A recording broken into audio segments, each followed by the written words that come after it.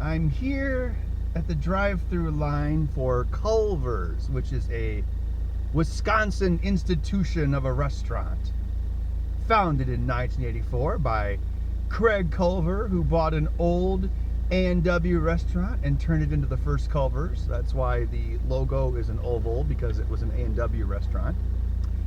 They began franchising in 1988. First franchise location, well, the first Culver's was in Sauk City, Wisconsin, and the first franchise location was actually in Richland Center, Wisconsin, where I'm from. And ironically enough, that guy canceled his franchise and tried to make a generic branded restaurant, and shockingly enough, he failed. Usually people that franchise a Culver's do super well. So if you can afford one, you end up with like 3 or 4, because it's pretty popular. So Culver's is, it started in Wisconsin and it's slowly spreading across the country.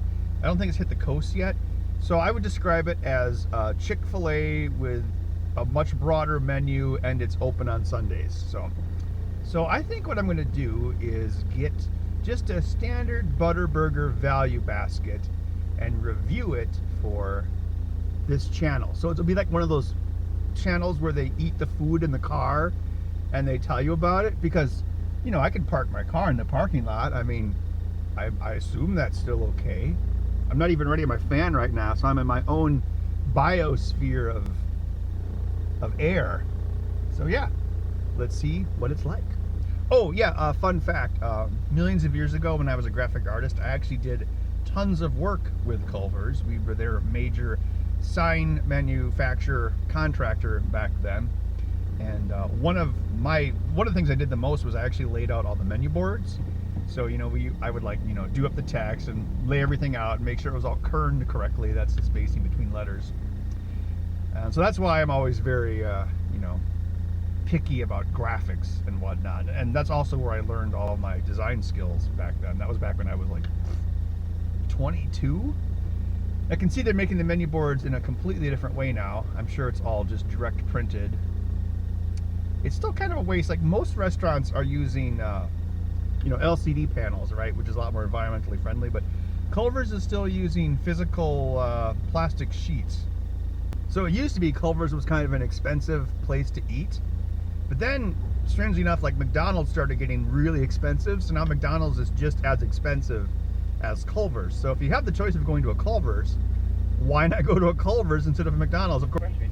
Yes, could I get a single butter burger value basket, please, with ketchup and mustard on the burger? Any cheese? No cheese, and a Diet Coke. I'm sorry, Diet Pepsi as a drink.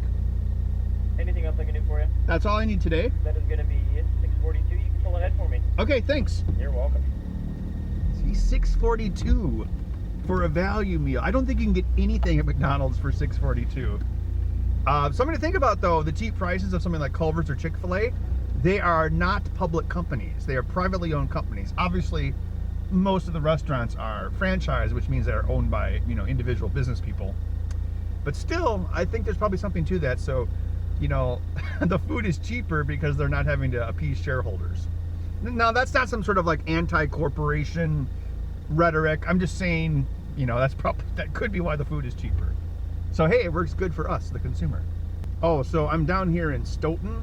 I wanted to go to Culver's the other day on Cottage Grove Road in Madison, but the line of cars, which is already pretty bad at that location for drive-through, the line of cars actually was going into the street, which is pretty nuts. It's also kind of ironic because, like, I think Minneapolis or Minnesota just created a new state law that new restaurants could not have drive-through. I think they're trying to save the environment or something with the cars, but that's kind of ironic now because think about if you were a new Culver's in Minneapolis and you couldn't have a drive-through, you'd be done. So maybe they'll reconsider that. I don't know.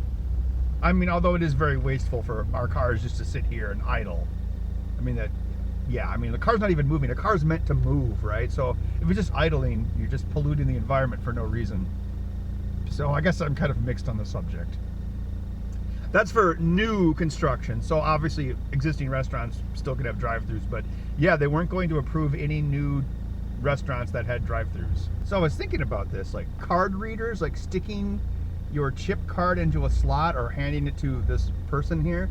That's actually kind of a really bad disease vector. Like, think about all the shows that were shut down. Like, oh, everyone's gonna be touching the same joysticks or the same pinball buttons. Well, what about the keypad at like your local grocery store, right? Everybody's touching that. I mean, it's, you know, you might have 1,000 people at a game convention no longer touching buttons, but millions of people every day are touching keypads. So what are you gonna do? I mean, I know it's about, you know, limiting risk, but still, in the grand scheme of things, it's probably just a drop in the bucket. Okay, so at Culver's, they give you a little tag for your window and then they come out and give it to you. But mine was actually ready immediately, probably because it was very simple. And I did notice she was wearing gloves. Oh, go ahead, sir. So you should always let the elderly go ahead of you through doors or through driveways. That's what my mama taught me. So yeah, that was pretty quick. Maybe they dunk the card reader in sanitizer every night. All right, let's take a look at this. Well, the French fries are very hot, which is good. They have crinkle-cut fries. These are really good. One thing I always liked about, well, not really drive-thrus, but airports.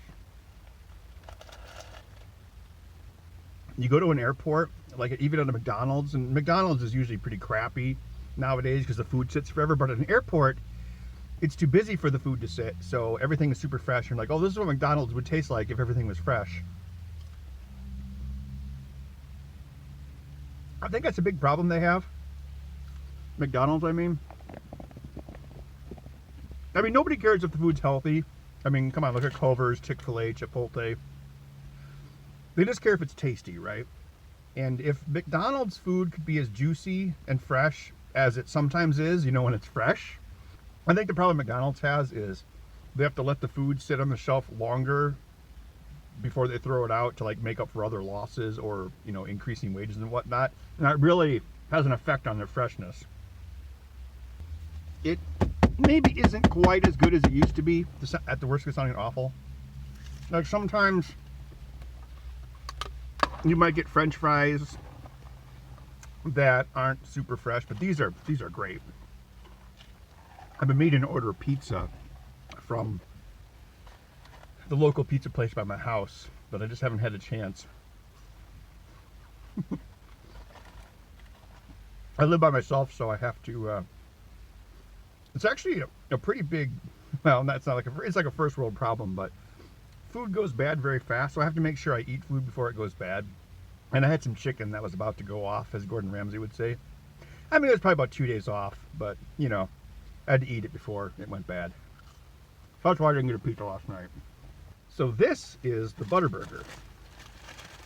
Now, as they'll say, like, we don't fry our burgers in butter of any kind, which I guess would be redundant because you've got the, you know, the grease of the meat. But what they do is they just toast the buns on the grill. They kind of sear the beef. So they kind of like smush it as they're cooking it. I think that also makes it cook pretty fast.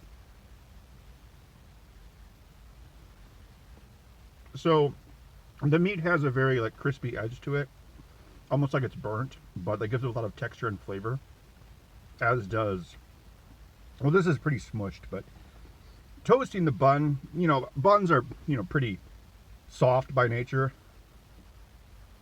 but toasting it gives it more structure.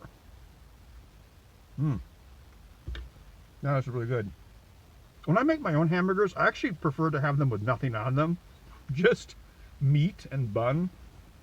But I've noticed if you request that at a restaurant or Culver's, they usually are so confused by it. Like, really? You don't want any cheese or ketchup or anything? That I'm like, just put, you know, ketchup and mustard on it.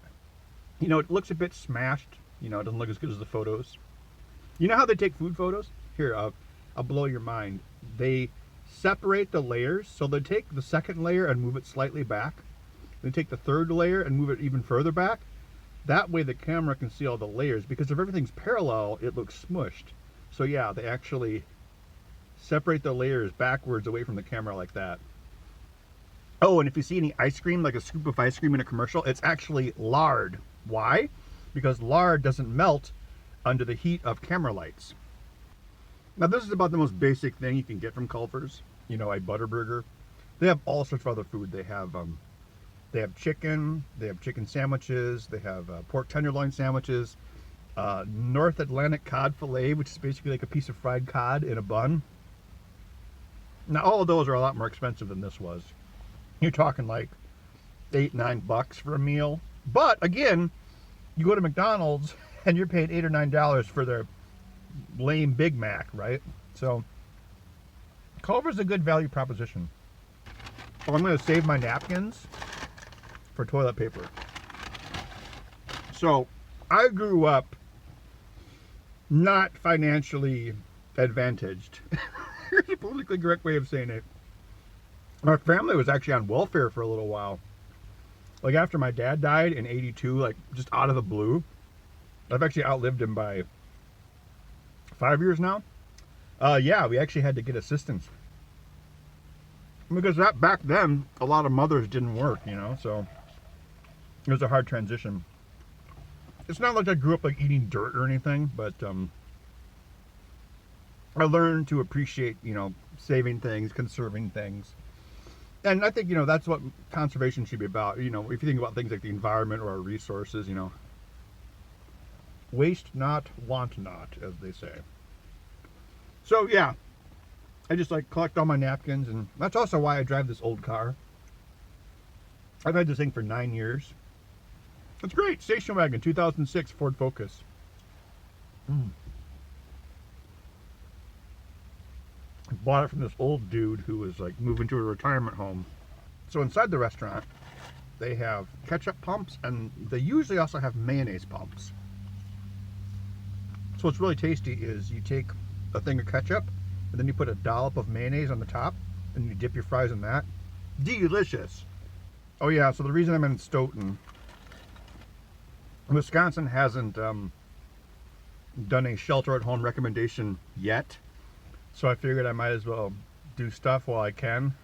One of my uncles, he worked at the UW Stoughton Physics Lab, which is north of here.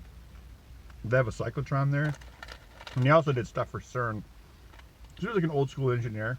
They're downsizing from a house to a condo, and you know they're older, so he's trying to get rid of all this extra stuff. So he gave me his lathe, which is very nice of him. And I'm here today to pick up some storage bins.